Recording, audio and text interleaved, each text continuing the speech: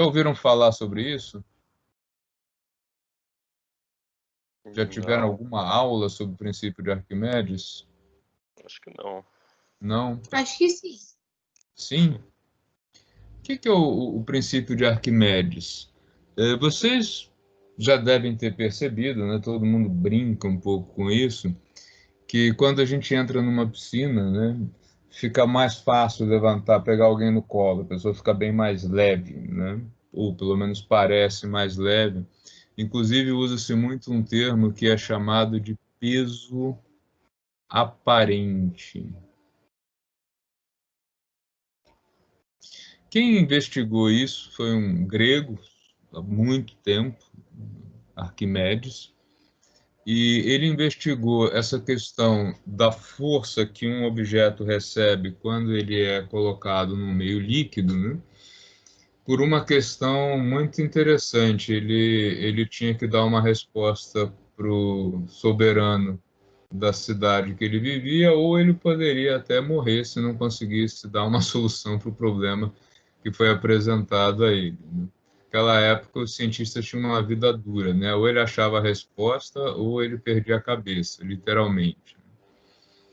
E a curiosidade aí do Arquimedes é a seguinte: o soberano entregou ouro para um artesão para ele fazer uma coroa e bateu aquela dúvida, né, no rei se o cara ia realmente fazer a coroa com ouro ou se ele ia misturar algum metal e roubar o ouro, né? Acho que ele se questionou, né, até que ponto, quando eu entrego o ouro para um ourives, ele realmente usa ou ele me devolve alguma coisa que tem menos ouro, né? E o Arquimedes começou a pensar em como, sem destruir a coroa, claro, descobrir se ela tinha sido executada usando ouro ou não. E aí a solução que ele deu tem a ver com o que eu vou mostrar para vocês agora. Quando a gente tem, eu sei que não é uma coisa muito fácil de imaginar, mas imagine o seguinte: eu tenho aqui um becker, um copo com água, né? Muito mal desenhado, não como o da figura ali ao lado, que é uma figura profissional. A gente olha para a água que está aqui dentro desse copo e ela está parada, não tem movimento, né? Se eu isolar um cubo imaginário, imaginário mesmo aqui dentro, ou seja, um cubo de água dentro da água, né? Isso que é difícil de imaginar, esse cubo fica parado. E a gente sabe das leis de Newton, especialmente a primeira lei de Newton, que esse cubo tem um peso, né? A água pesa. E se ele não afunda, é porque alguma coisa empurra ele para cima.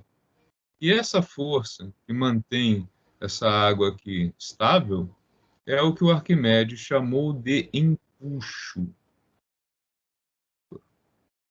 Qual é a origem, então? O que acontece com o empuxo? Qual é a origem dessas forças? Se eu remover esse cubo de água e colocar um outro cubo aqui de outro material, esta força, empuxo, vai continuar a existir. Porém, provavelmente a força-peso vai mudar. Por quê? A densidade do material que vai ser colocado aqui deve ser diferente da densidade da água. E aí o que acontece? Se a densidade do material for maior que a densidade da água, o peso vai ser maior que o empuxo, né? Lembrando aí, para quem esqueceu, que a densidade média é a massa de um objeto dividido pelo volume. Então, o peso de um objeto é massa vezes gravidade, ou ainda a gente pode considerar que o peso é densidade vezes volume, e isso vezes aceleração gravitacional. Então, quanto maior a densidade, mantido o volume, maior o peso. Se o material que eu colocar aqui for mais denso, ele vai afundar, e se ele for mais leve, ele vai ser empurrado para cima. Essa força de empuxo, então, é ela que nos dá uma explicação sobre por que um navio enorme, ou nem tão grande assim, ele consegue flutuar na superfície da água, mas se eu colocar um prego, ele afunda, né? Qual é o grande motivo disso? Quando eu deixo um material que ele fica parcialmente submerso e parcialmente flutuando, o que está acontecendo aqui? A parte do cubo aqui que está submersa, eu vou chamar aqui de volume submerso, a densidade da água vezes o volume submerso, ou seja, né, a massa de água que foi deslocada daqui, né, porque se eu tirar esse cubo daqui, essa região vai ser ocupada por água. Então, por isso que se fala da massa de água deslocada. Ela é igual à densidade do cubo, do material do qual o cubo é feito, vezes o volume total dele. Ou seja, o peso dessa massa de água deslocada aqui é igual ao peso desse material como um todo. Isso vai ocorrer sempre que a densidade aí do material do cubo for menor que a densidade do líquido, né? E quanto menor for essa densidade, menos vai ter aqui a região submersa. Então, quando a gente pensa, por exemplo, numa embarcação de grande proporção ou nem tão grande proporção assim, pense no seguinte: um navio, vamos comparar um navio com um prego. Tá? Um navio é muito mais pesado que um prego, né? Ou mesmo, se a gente pegar uma embarcação de pequeno porte, essa embarcação ela tem um peso muito superior ao de um preguinho, né? Ou de um pregão, se a gente quiser visualizar. Porém, a densidade do barco precisa ser menor que a densidade da água. Reparem que apesar do barco ser muito pesado, né? Pense numa lancha pequenininha dessas de corpo de bombeiro, por exemplo, né? É uma coisa pesada, a gente não consegue, uma pessoa não consegue levantar isso aqui, né? Precisa de algumas pessoas para conseguir botar ela no lugar. E o prego não, qualquer um pega, ele é muito menos pesado. Porém, o espaço vazio que esse barco tem é muito grande. Então, quando a gente divide a massa do barco pelo volume do barco, para obter a densidade desse barco, e quando a gente faz o mesmo para o prego, né, a densidade do prego é a massa dele, alguns gramas, dividido pelo volume dele, que também é muito pequeno. E aí o que a gente vai observar é que a densidade do barco, massa sobre o volume, é menor que a densidade do prego. Tá? Por isso, um barco consegue flutuar. E ele flutua como? Ele sempre tem, né, uma parte dele submersa, né? Nenhum barco fica chapado aqui na superfície, né?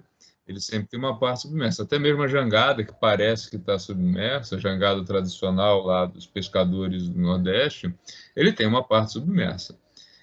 O volume de água deslocada, a massa de água deslocada quando esse barco está aqui na água, é igual à massa total do barco.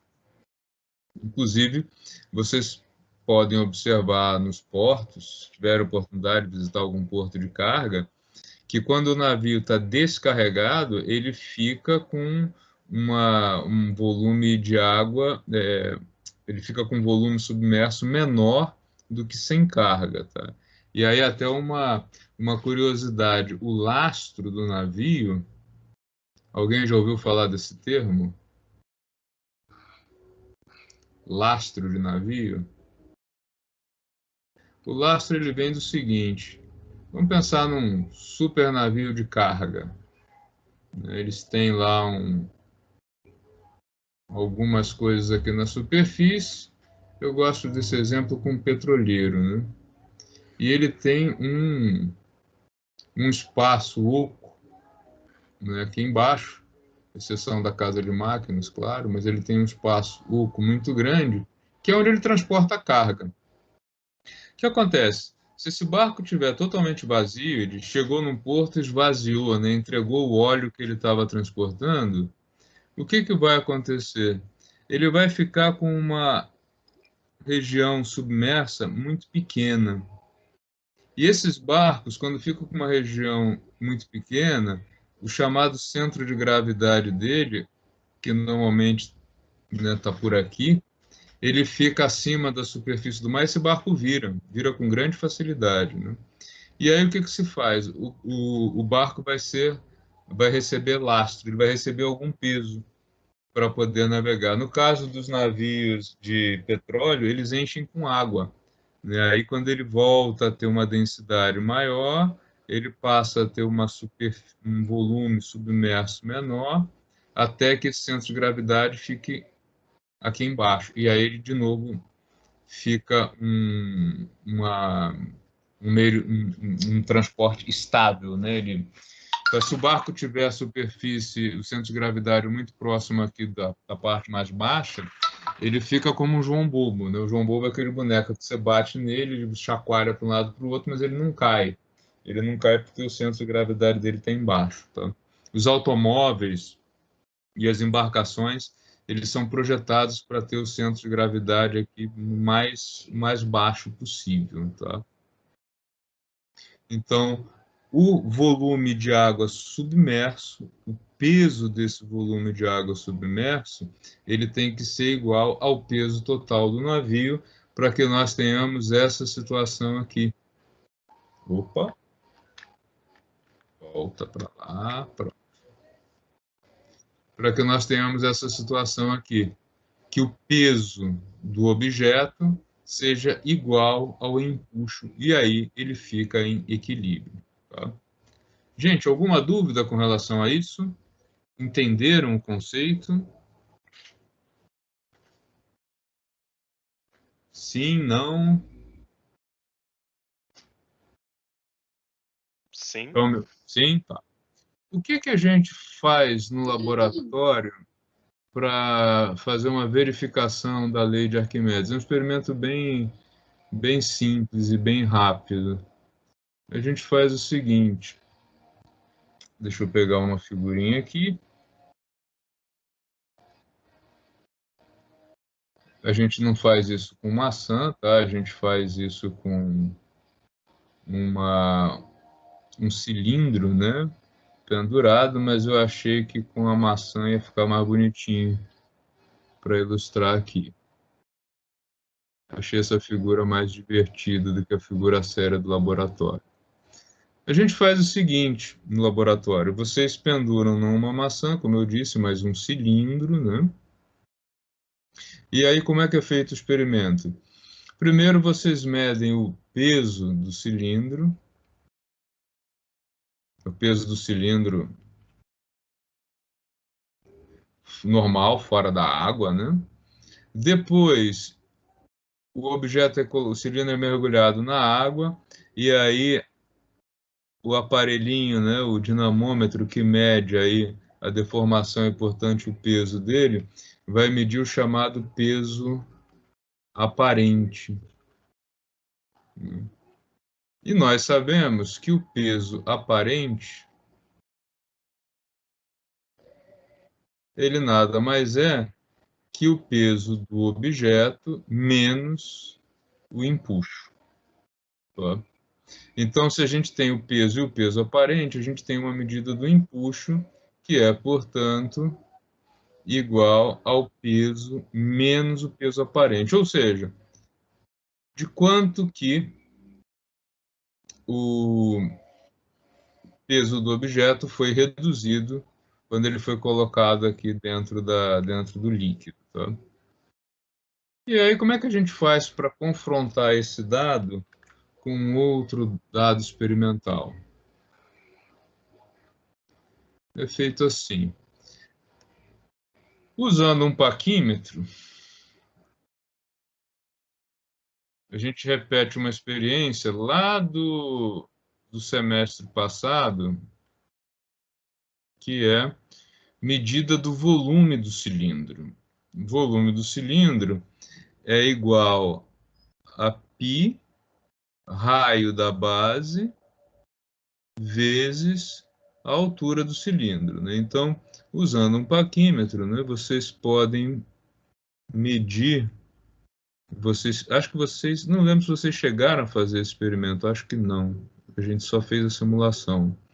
Com o paquímetro é feita a medida da altura do cilindro e também do diâmetro do cilindro, tá? E aí, para trabalhar com diâmetro aqui, lembrando que o raio é metade do diâmetro, né? Se a gente substitui raio por diâmetro, né? Diâmetro sobre 2 vezes a altura, a equação fica assim: π sobre 4 vezes o quadrado do diâmetro vezes a altura. Então, usando o paquímetro é possível medir aí essas duas grandezas, né? O diâmetro e a altura. E o material utilizado, né? A gente tem lá a tabela, tem vários cilindros, vários tipos de cilindros. A gente tem a densidade desse cilindro. Tá? Como o cilindro ele fica todo submerso, ele não fica assim porque ele é mais pesado, né? A gente sabe então que o empuxo, de acordo com a teoria de Arquimedes, esse empuxo ele vai ser dado pelo volume de água deslocado. Então, de acordo com Arquimedes, o empuxo é igual ao volume do cilindro vezes a densidade do material do qual o cilindro é feito. Então, nós temos uma outra medida que é π sobre 4, diâmetro medido pelo paquímetro, altura medida pelo paquímetro e a densidade do cilindro que é fornecida a vocês. E aí a gente tem uma comparação entre essa medida aqui, vou chamar ela de E' para diferenciar da outra, né? Que é o valor esperado da teoria de Arquimedes, com esse valor aqui, que é empírico, né? Simplesmente quanto que o cilindro pesava fora da água e quanto que ele passou a pesar dentro da água. Essa diferença é igual ao empuxo, né? E da comparação entre este valor medido e esse aqui, a gente verifica que, de fato, Arquimedes tinha razão ao afirmar que o empuxo é igual ao volume deslocado de água vezes a densidade... Ops, perdão, eu fiz uma besteira aqui. Tá. Densidade aqui não é a do cilindro, é a densidade da água, claro. Volume deslocado e a densidade da água. O volume deslocado é igual, né? E aqui a densidade da água. Tá? A densidade da água é 1 grama por centímetro cúbico, uma densidade bem tabelada. E aí sim, a gente compara esses valores aqui depois com aí a densidade conhecida do cilindro. Ou, em algumas situações laboratoriais, este tipo de experimento, com bastante precisão, ele é usado para determinar o tipo de material do qual é feito alguma coisa. Então, se você tem os dois valores, né, o empuxo aparente, e se você tem o volume do objeto, tá, você pode chegar a saber qual é a densidade do material do qual ele foi feito. O que o Arquimedes fez, então, para resolver o enrosco lá de saber se a coroa era feita de ouro ou não, né? Ele mediu o empuxo, sofrido pelo material e comparou com o empuxo, considerando que o material era feito de ouro, né? E daí, a partir dessa diferença, eles não tinham balança na época, balanças precisas, né? Então, pelo empuxo calculado para o ouro, ele conseguiu chegar à conclusão que a coroa, de fato, tinha a liga, né, compatível com o ouro, que era o que ele esperava. Claro que, ao contrário do que algumas pessoas dizem, não existe ouro maciço, né, nessas joias. É sempre uma liga. Eu não sei se vocês já tiveram a oportunidade de ver como é que é uma peça 100% ouro, ou quase que 100% ouro. Já viram o teste disso em laboratório alguma vez? O ouro é um metal muito macio. Ele acaba tendo como característica que ele estica e parte, como se fosse um elástico, né? Então, por isso, as joias, se você fizesse uma corrente de ouro quase que maciço, ela não resistiria. Qualquer puxãozinho que você desse numa corrente de ouro maciço, ela estica tipo um elástico e parte, né? Então, o Arquimedes conseguiu verificar aí que o empuxo medido da coroa era compatível com o empuxo de uma coroa feita de ouro. Pessoal, dúvidas, comentários, perguntas sobre esta aula, sobre as outras aulas?